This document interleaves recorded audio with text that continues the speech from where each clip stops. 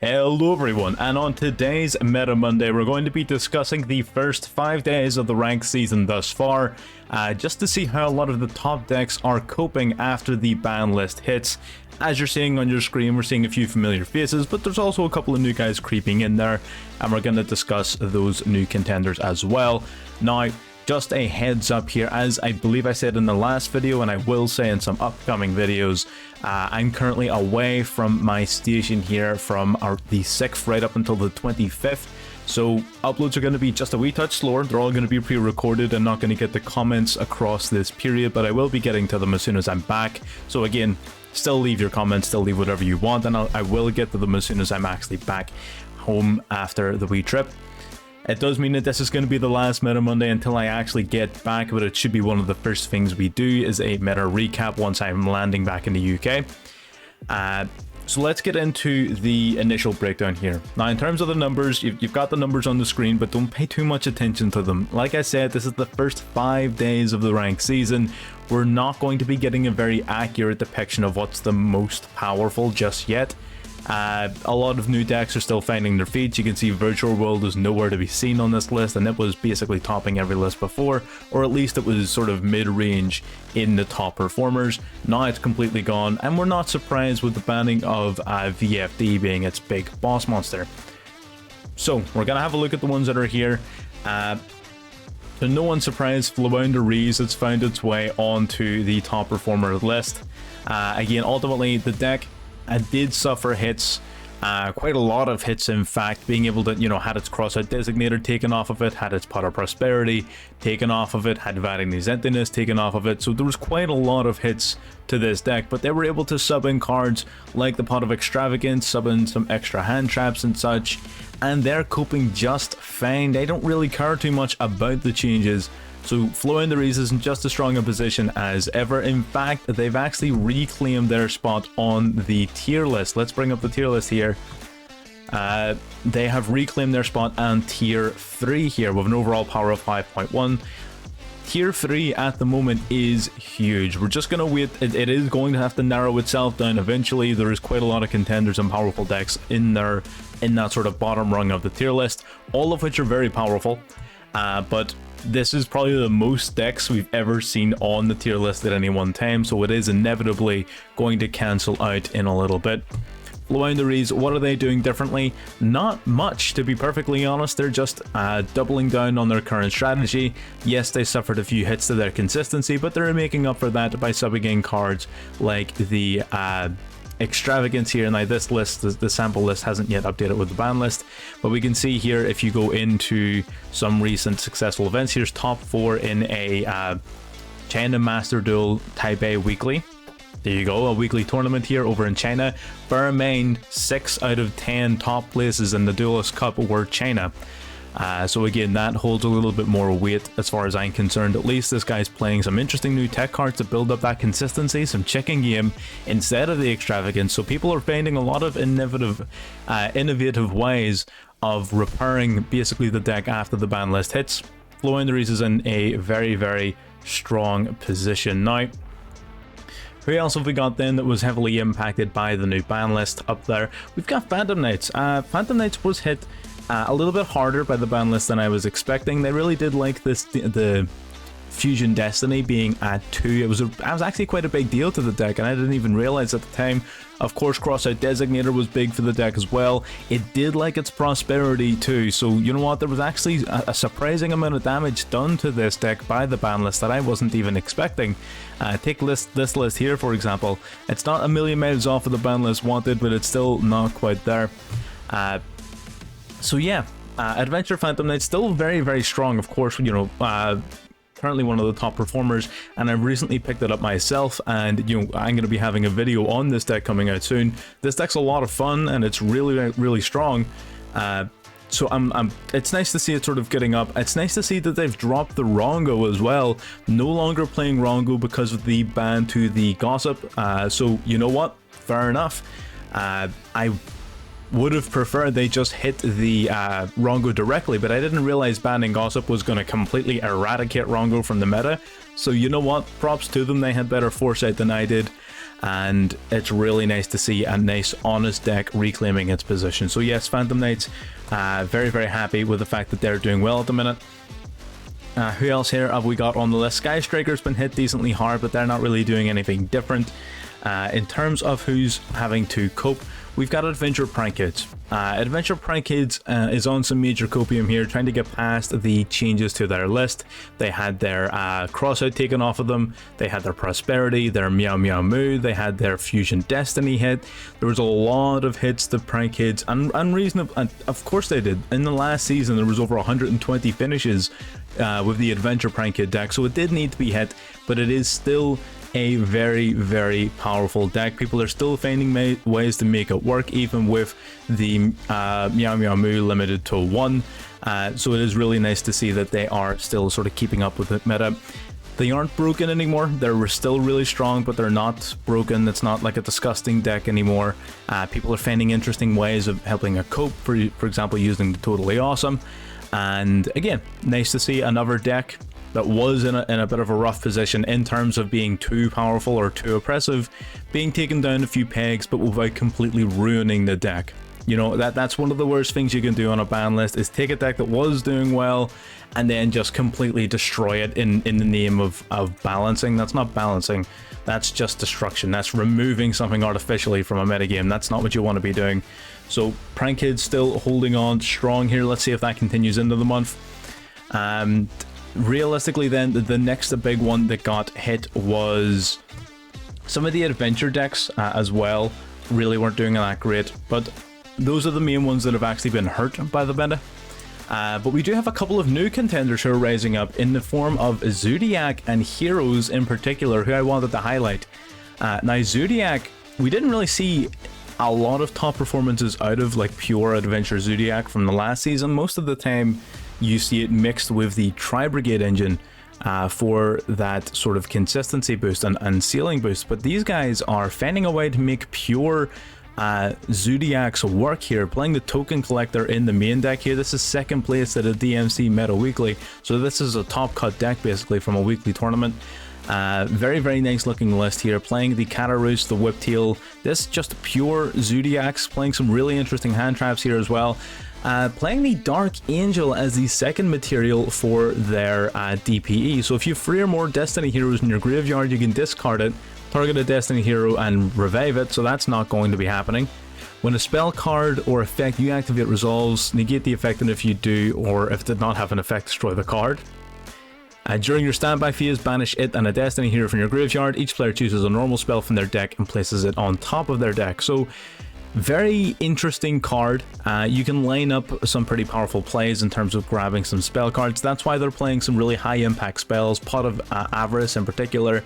You've got the Lightning Storm as well, the Foolish Burial, some really high impact spell cards to be used off of this Dark Angel, which is a very interesting sort of combo to be seeing.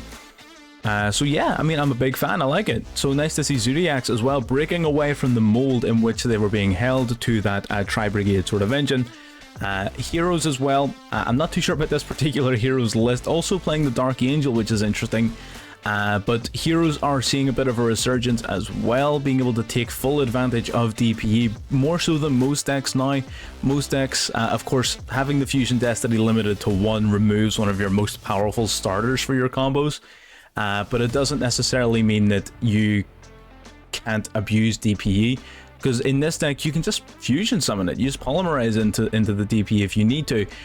So Heroes are in a strong spot in that nobody else is abusing their main boss monster anymore, and at least not as much as they are. So that's a really nice thing to be seeing from them. They're coping just great with the new ban list. Everything is fairly consistent, not really anything new here as far as I can see. Yeah, it's all fairly standard.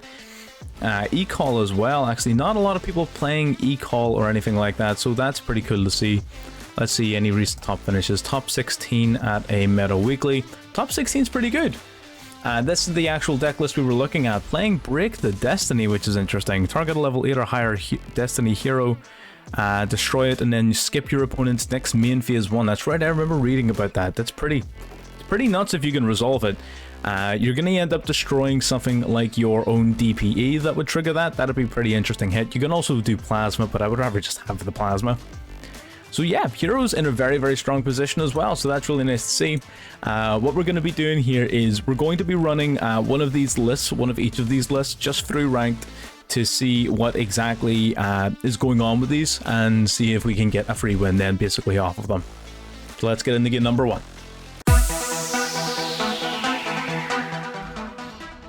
Alrighty, getting into the Zodiac game here. Again, we're just going to be playing this raw. We're not going to be having any sort of preparation or anything like that. It looks like what we're going to do here is DPE then, I guess, on turn 1. Okay, so we're going to summon Cataroost.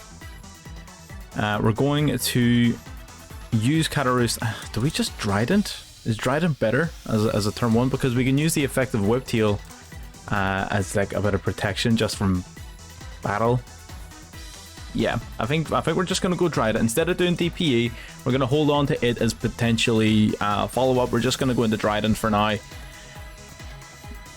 So basically, the reason we're doing Trident is Trident will have the effect of both the Cataroost and the Whiptail basically equipped to it. So this guy can detach a material to negate. So he gives a Trident that inbuilt protection from targeting. And then Whiptail will protect it from battle, basically. So we're going to summon it out to the field here. We'll get the Trident on out. Again, this is just me taking the deck raw and testing it out here. This is the first game, no sort of prep or anything like that, so it's not going to be perfect. We're just going to equip the Whiptail onto the Trident. And let's see if our opponent has a response. Can we equip multiple Whiptail? Is it worth it? No, we're going to hold on to that just for now. And we're going to pass. So our Trident can detach a material to protect itself from being targeted. It's also protected from battle by the Whiptail. So basically whenever it battles an opponent's monster, after damage calculation, their monster gets banished. And we also have the Imperm here. Pot of Avarice is a very powerful follow-up as well. Our opponent's going for Numeron Wall. Alright. Very interesting play from our opponent here. Going into the Numeron Network then. Okay. Once per turn, target one face-up card on the field and destroy it. Okay, well, as far as I can see here, we're just going to go for Trident's effect to detach a material here. We're going to detach the Whiptail because we can equip another Whiptail just from the hand, and we're going to pop the Numeron Network now that it's gone for its effect. Oh, our opponent's going to go for the Forbidden Droplet. That is not great for us. Okay. That's a little bit unfortunate.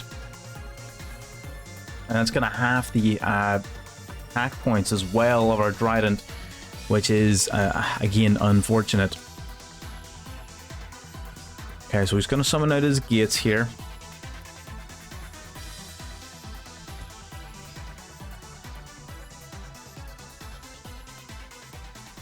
So what we can do is, if we do nothing right now, right?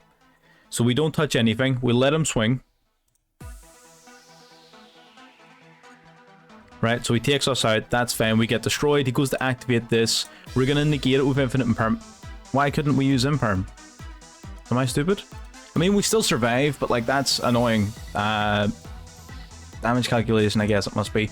That's okay. At least we're still in the game, and you know what? We still have our Imperm now, actually, so that may even be better, because if he decides to go into Sunya, then on the following turn we can hopefully try to negate something. Or if he goes into the likes of Apollosa, we can completely crush an Apollosa. So he's choosing to go into Sunya, that's fine. So he's going to activate the Sunya's effect. We're going to activate our Infinite Impermanence, and we're going to negate the Sunya. So you know what? That worked out in our favor. That wasn't what we were planning to do, but it ended up being the better play anyway.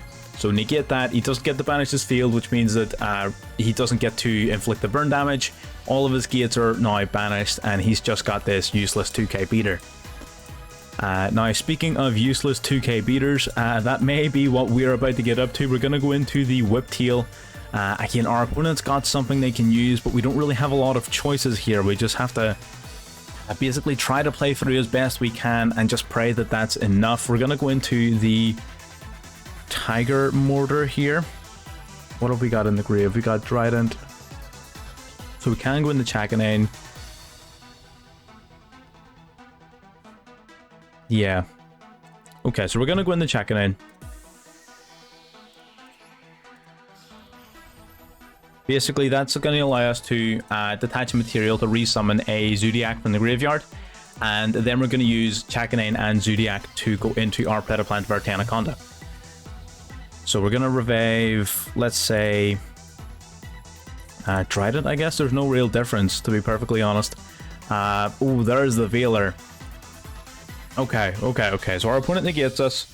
It is what it is, sort of thing. It does stop us from going into the play we wanted to do. But such is life. What are you going to do about it? We're going to go for the Tiger Mortar. So we're going to summon up into the Tiger Mortar here. Tiger Mortar is going to use its effect. We're going to trade out materials, basically. Trade out the Chakanine for something that's going to give us a few attack points.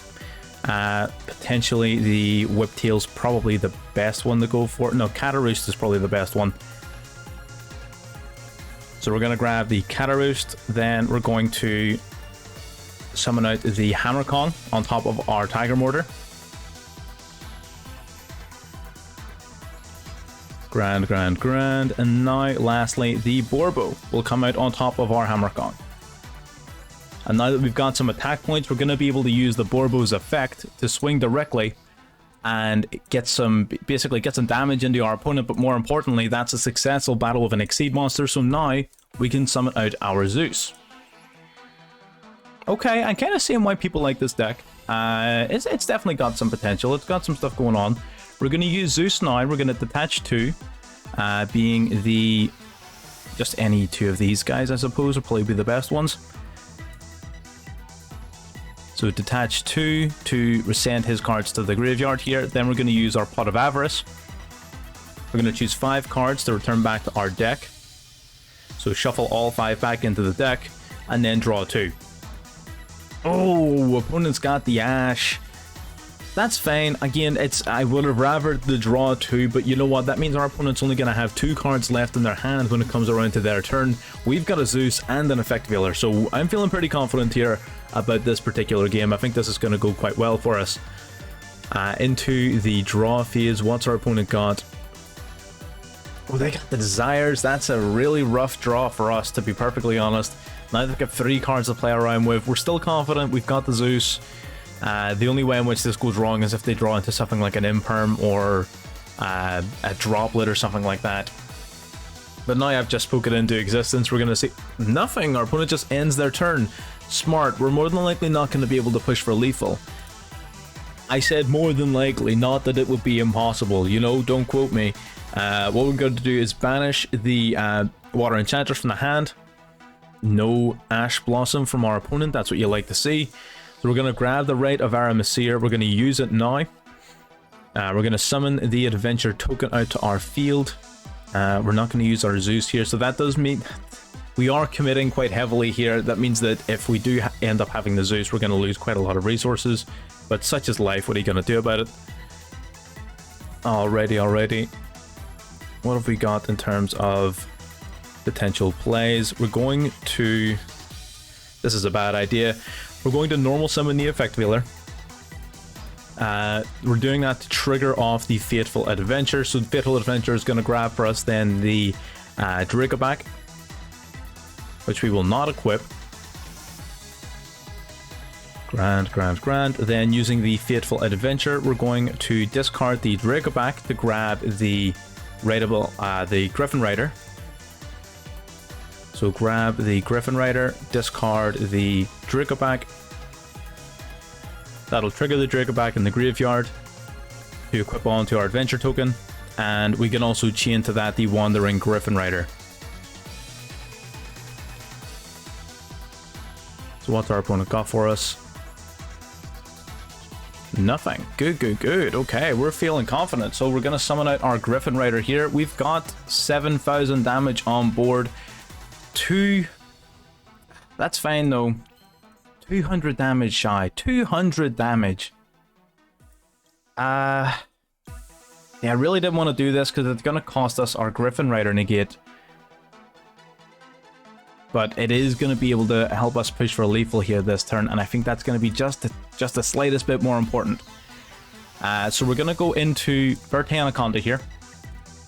Oh, no, we're not. I just noticed my life points. That would have been a big mistake. That would have been a huge mistake. Okay. The effect veiler now is scaring me. I wish I had paid more attention to that before summoning the effect veiler. Well, such is life. What are you going to do? We're going to switch to battle phase here. That may be a reason to play Link Karibo. I don't think we need quite as many copies of all of these Exceed monsters as were in the deck. But, you know, we're not here to judge. We're just here to test. We're going to swing, and we're going to swing. We're going to get as much damage off here as possible. Our opponent's only got 200 life left. We still have a field wipe and we have an Omni Negate, so we're going to have to see what happens here as a result. Okay, moving into the opponent's turn. They've got 4 cards to play with here. So let's see what 4 cards they've got and what we can do to stop them.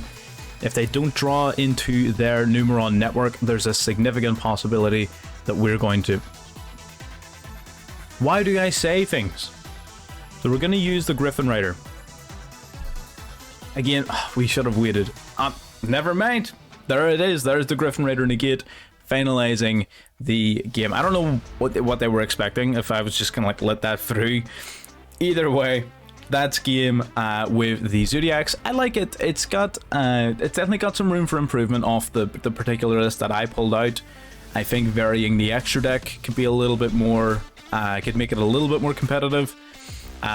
You'll see the deck profile on screen now as I'm chatting about it. Maybe putting in something like a Link Karibo. You saw at the end. Of course, that was just my misplay, not checking my life points, but you know what it is.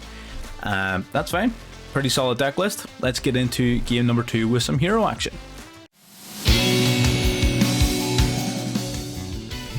Alright, getting into game number 2 here. This time we're using heroes and we got a pretty decent hand. We're going to open up here with a Hero Lives. We're going to pay half our life points to special summon a Elemental Hero specifically from our deck. Elemental Hero. And the hero we're going to be summoning is Elemental Hero Shadow Mist. The reason we're going Shadow Mist over Stratos is because we're going first. We really want the Shadow Mist to grab us the Mask Change for Dark Law. It's going to be a much more impactful card going first than the Stratos is. We're going to grab Mask Change for later on. That's perfect. Now we're going to use our Vision Hero Faris. We're going to discard the increase from our hand, and we're going to summon Faris out to the field in defense. That's going to trigger the effect of Faris to grab a Vision Hero from our deck and play it as a face-up trap card. We're going to grab the increase. Now, increase is going to activate. It's going to tribute a monster on our field, and it's going to summon itself out to the field as a, just a level 4 monster. And when it summons itself using that effect, it gets the opportunity to activate to summon out a Vion from the deck. That's how we're going to trigger off our Vion. Perfect. There is our Vion. Vion's then going to send a monster from the deck to the graveyard, so we're going to send a Destiny Hero Malicious. Just we've got that additional extender handy for us. We're going to use the effect of Vion now to banish the increase that we sent earlier on to the graveyard, just to add polymerization from our deck to our hand. We have summoned 1, 2, 3, 4 times, so after this next summon, if I get a prompt for our opponent having an activatable card, I am indeed going to cry. So what we're going to do, send increase, send Shadow Mist for a link summon into the extra hero Cross Crusader. No Nibiru as far as we can see. We're going to use the Cross Crusader then to resurrect the Malicious from the graveyard into defense. That's grand. Now Cross Crusader will tribute that Malicious to get searching our deck for a hero monster. What are we going to search for? We have not yet used our normal summon. That's important to know. We could grab Stratos and normal summon, which I think is going to be a good play. Yeah, we're going to grab Stratos here, and we're going to just normal summon it. The reason we want to do that is because we're going to grab Plasma here in just a second. So whenever you're going first with heroes, what you really want to be setting up is Plasma and Dark Law. That's going to be your ideal sort of go-to. 2500 attack. What are we going to go into? We've got so many options. That's the joy of this deck. It gives you nothing but options. We have the option to go into Denier. I sort of want to grab Plasma first. Okay, so we're going to grab Plasma. That's fine. Now, checking our field and graveyard. We're going to use Malicious here. We're going to banish it from the grave to summon another one from our deck. Now, the question is, do we polymerize?